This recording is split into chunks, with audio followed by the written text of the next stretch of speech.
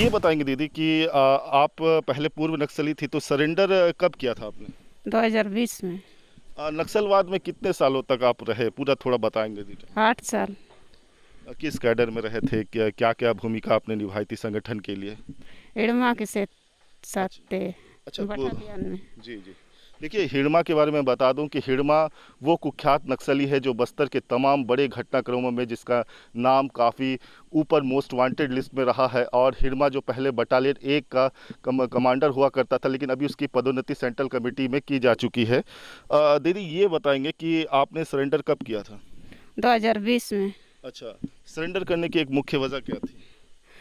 नक्सली में रहने से मेरे को बीमारी था, बीमारी वजह से फिर मैं घर आ गई हूँ। जी। वहाँ इलाज नहीं होता है, कुछ नहीं होगा बोल के फिर मैं घर आई थी। घर आके घर में थी तो वहाँ से पकड़ के लाए हैं सिलेंडर।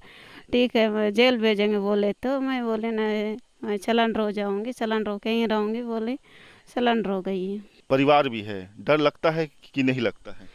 अभी उतना डर नहीं लगता है, मतलब उधर रहते समय हमारे मम्मी पापा लोग कैसे रह रहे हैं क्या है, ये डर रहता था। अभी मम्मी ये अभी यहाँ आए हैं तो मतलब अभी उधर से डर है ना, मम्मी पापा लोग कब आके मारेंगे कब क्या करेंगे वो पता नहीं चलता है। उन लोगों का आके तो कब मारेंगे कब क्या करेंगे वो पता नहीं चलता है। अपन जा रहे हैं बोलने से अपन को थोड़ा पता रहता है, लेकिन उन लोग कब आते हैं कब क्या करते हैं समझ में नहीं आता है। सूबे में सत्ता बदल के बाद बस्तर में नक्सलियों के खिलाफ एक निर्णायक जंग की शुरुआत हो चुकी है। न सिर्फ अबुझमाड़ बल्कि बस्तर के उन तमाम बीहड़ इलाकों में जो कल तक नक्सलियों के दखल में थे, आज सुरक्षा बल के जवान उन इलाकों में पहुंचकर या यूं कहे नक्सलियों के मान में उनके ही गढ़ में घुसकर उन्हें करारा जवाब दे रहे हैं। नतीजा ये कि अब बस्तर से नक्सलियों के पांव धीरे धीरे उखड़ने लगे हैं। आज की इस खास रिपोर्ट में नक्सलवाद के खिलाफ छिड़ी इस अहम जंग में उन जाबाजों की हम बात करेंगे जो कल तक मर्दों के साथ कदम से कदम मिलाकर चलते थे, मगर आज कंधे से कंधे मिलाकर वो चल रही है। दरअसल हम बात कर रहे हैं बस्तर के उन जाबाज महिला कमांडो के जिन्होंने नक्सलियों के दांत खट्टे कर रखे हैं। इस वक्त मैं बीजापुर के एक ऐसे ही बीहड़ इलाके में मौजूद हूँ जहाँ जो महिला कमांडो है वो नक्सलियों के खिलाफ एक सर्च ऑपरेशन पर निकले हुए हैं। मेरे पीछे देख सकते हैं ये कितना बीहड़ और कितना दुर्गम, कितना घना जंगल है। चारों तरफ चट्टान, पहाड़ी नाले और जंगलों से घिरा ये इलाका है। और मेरे साथ मौजूद है वो जाबाज महिला कमांडो जिनकी तारीफ या जिनकी मिसाल इन दिनों या इससे लगातार दी जा रही है। बस्तर में इन महिला कमांडो के बूते अब नक्सलियों के खिलाफ जो निर्णायक जंग है उसमें एक अहम भागीदारी इनकी मानी जा रही है। आज इन्हीं महिला कमांडो से इन्हीं की जुबानी बात करेंगे। इनका नक्सलवाद के खिलाफ जो छिड़े इस जंग में इनका जो विशेष रोल है, इनकी जो खास भूमिका है, इन्हीं की जुबानी हम सुनेंगे।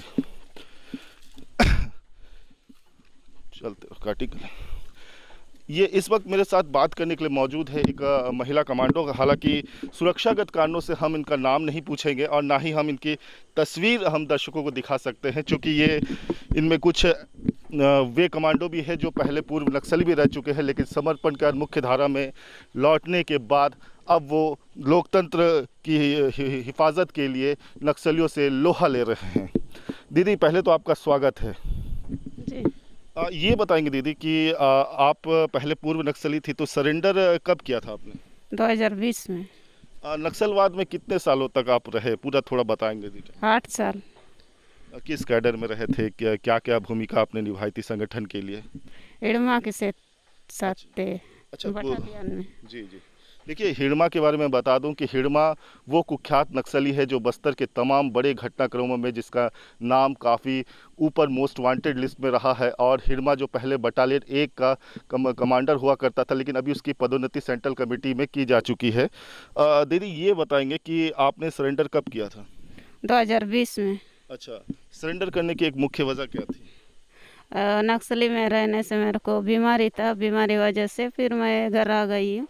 वहाँ इलाज नहीं होता है, कुछ नहीं होगा बोल के फिर मैं घर आई थी। घर आके घर में थी तो वहाँ से पकड़ के लाए हैं सिलेंडर। ठीक है, मैं जेल भेजेंगे बोले तो मैं बोले नहीं, मैं सिलेंडर हो जाऊँगी, सिलेंडर हो के यहीं रहूँगी बोली। सिलेंडर हो गई। ये बस्तर जैसे यहाँ महिला कमांडोज की भूमिका में आप थे। पहले एक इसी पुलिस के खिलाफ आप लोगों ने हथियार उठाया था, लोकतंत्र व्यवस्था के लिए। अब लोकतंत्र की हिफाजत के लिए आप हथियार उठाए हैं।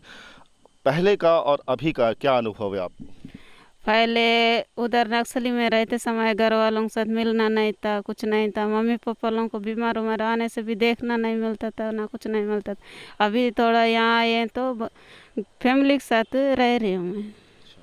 तो एक अच्छा जीवन आपको अभी इस यहाँ सरेंडर करने के बाद मिला है। लेकिन हथियार के बदले हथियार, आज भी आप हथियार चला रहे हैं, क्या ये आपको सही लगता है? ठीक लग रहा है अभी। नक्सलवाद का खात्मा क्यों ज़रूरी है, आपकी जुबानी हम सुनना चाहेंगे। क्योंकि उन लोग नक्सली बोलने से वो जंगल जंगल घूमते हैं, मतलब मामलों का ज़मीन चाहिए ये चाहिए बोलते हैं, लेकिन उनका सरकारी तो ना चलता है, उनका सरकारी नहीं चलता है। अच्छा। अभी जो सरकार नक्सलवाद को ख़त्म होने की का भी दावा कर रही है, लगातार ऑपरेशन भी आप देख रही है, और आप खुद नक्सल कैडर से भी रही है पहले। क्या लगता है कि अब नक्सल संगठन कितना कमज़ोर पड़ चुका है आपके अनुभव के आधार पर? कम से कम थे वहाँ 30-40। अच्छा, नक्सल संगठन कमज़ोर पड़ चुका है आपको लगता है? अभी बहुत कमजोरी है सर, वो मतलब उनका अभी बहुत लोग आके सरेंडर करे हैं।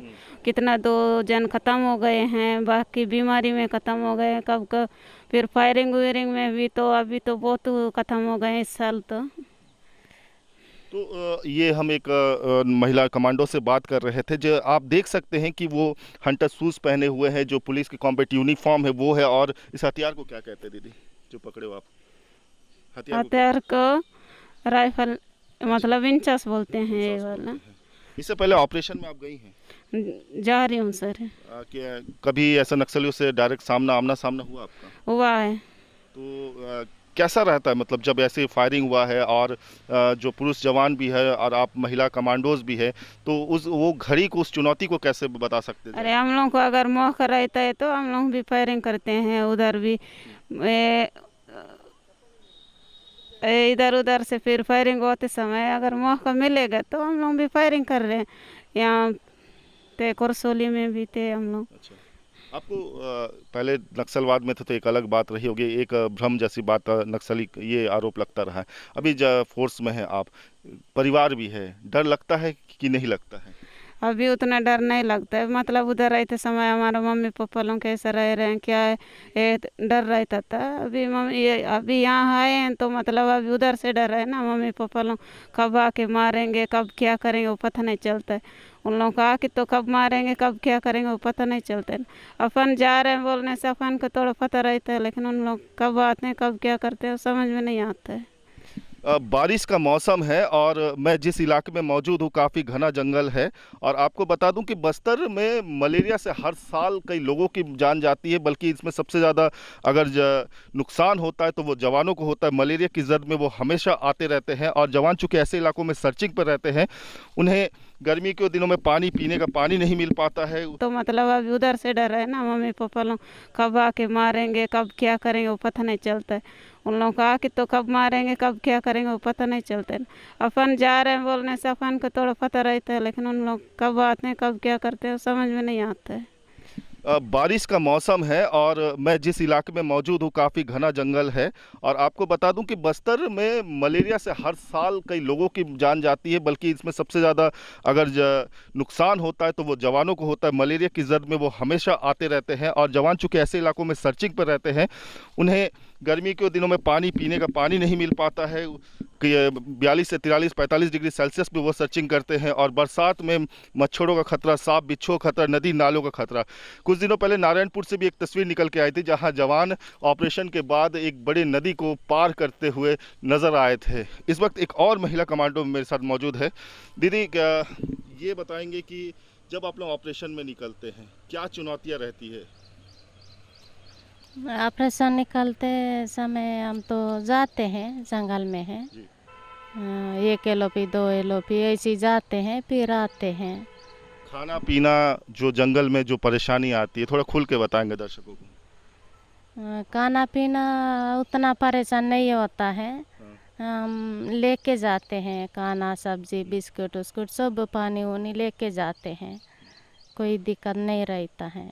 पहले जब महिला कमांडो का गठन किया गया था, जब साल 2012-13 के आसपास, तब अक्सर ऑपरेशंस पे नहीं भेजा जाता था, लेकिन अब कुछ सालों से देखा जा रहा है लगातार ऑपरेशन पे भेजा जा रहा है। आप लोगों को, महिला कमांडोज को, पुरुष जवान पहले जाते थे लेकिन अब महिला कमांडोज को भी भेजा जा रहा है।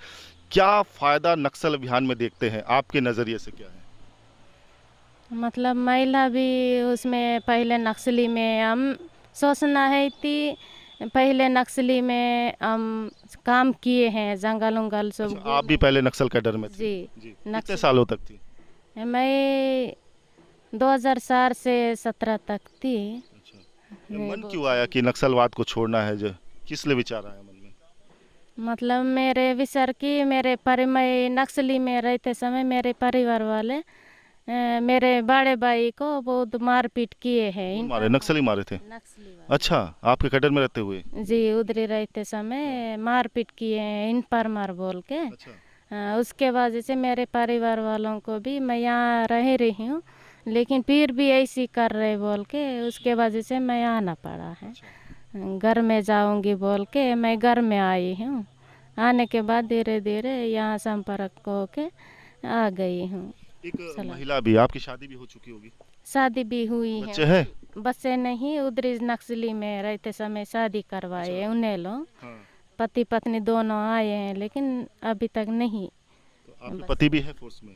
पोरस में है, दोनों को है। आप दोनों ने साथ में सरेंडर किया था? जी, दोनों साथ में सरेंडर किए अच्छा। थे सर। तो ये बताइए दीदी कि मैं ये जानना चाहता हूँ कि एक महिला है आप, कई सारी आप लोगों को बोलना नीचे में कुछ फिजिकल प्रॉब्लम भी रहता है आप लोगों को, लेकिन ऑपरेशन पे आप लोग जाते हैं, आप लोगों को व्यक्तिगत क्या परेशानी आती होगी?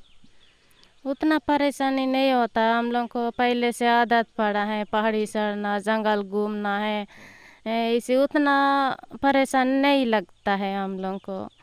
जितना भी डर उतना नहीं रहता है। कई नक्सली मिलने से लड़ना है, जैसे हम लोग को हिम्मत रहता है जंगल में जाने के बाद। कितने किलोमीटर पैदल चलते होंगे आप लोग? रात को कभी जंगल में रुकते होंगे? खाना कैसे बनाते होंगे आप लोग? 30 किलोमीटर भी चलते हैं। अच्छा। 20 किलोमीटर भी चलते हैं जी। और खाने पीने का अगर प्रबंध ना हुआ, आपके पास पैकेट कभी खत्म हो जाए तो ऐसी स्थिति में क्या? उतना हम तो उतना परेशानी नहीं हुए हैं अभी तक। भरपूर सब बोल देते कितना एलओपी का जाना है बोल के बोल देते पहले से, उसी हिसाब से हम लेके जाते हैं खाने का सब। अब आपको लगता है, आप खुद नक्सल कैडर से पहले रही थी, लेकिन लगता है कि अब जैसा नक्सल अभियान चल रहा है, सरकार बड़े पैमाने पर ऑपरेशन चला रही है, क्या वास्तव में अब नक्सलवाद बहुत जल्द खत्म हो जाएगा? आपका क्या अनुभव कहता है? अभी तो पूरा हर गांव जैसे 5 किलोमीटर ऐसी दूर से कैंप लगते जा रहे हैं, फोर्स भी घुसते जा रहे हैं। अभी तो सोचने से उन लोगों का हिम्मत भी घट रहे हैं, संख्या भी कम होते जा रहे हैं। धीरे धीरे इसी तो उन लोगों को भी प्रभाव पड़ के कम हो जाएंगे। आप खुद एक सरेंडर रहे, आखिरी सवाल है मेरा ये आप अपने उन नक्सलियों के लिए भी कोई संदेश देना चाहेंगे? हम क्या संदेश दें? उनसे क्या अपील करना चाहेंगे कि वो सरेंडर करें, मुख्य धारा में लौट आए, इस खूनी हिंसा से किसी का कोई लाभ नहीं? मैं कहना नहीं कि देर सरेंडर करने से, अभी तो पहले 10-10 हज़ार देते थे, अभी 25 हज़ार दे रहे हैं सर सरकार शासन से। ऐसी दे रहे, फिर से इनामी भी दे रहे हैं। सरेंडर वालों को ना बहुत अच्छा सरकार कर रहे हैं।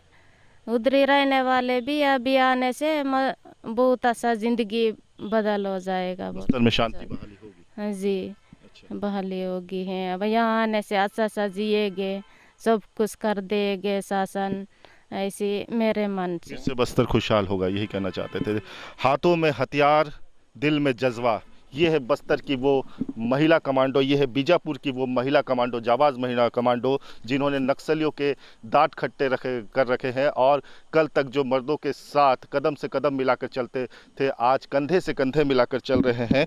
हर क्षेत्र में बस्तर में, चूँकि महिलाओं को, यहाँ की महिलाओं को बस्तर की अर्थव्यवस्था की रीढ़ भी कहा जाता है, लेकिन आज जो बस्तर की जो सबसे बड़ी समस्या है नक्सलवाद की, उस नक्सलवाद के खिलाफ भी, उस समस्या के निदान के लिए भी, बस्तर में शांति बहाली के लिए भी ये वो महिला कमांडो है, ये वो जाबाज महिला है, या कहे ये वो नारी शक्ति है जो हाथों में हथियार लिए बस्तर में शांति बहाली की दिशा में अपने कदम बढ़ा रही है। और इनका हौसला भी काफ़ी ऊंचा है और इनसे बस्तर की कहे या प्रदेश की कहे या देश की दूसरी बेटियों को भी शायद प्रेरणा लेने की ज़रूरत है। पी रंजन दास, छत्तीसगढ़ तक, बीजापुर।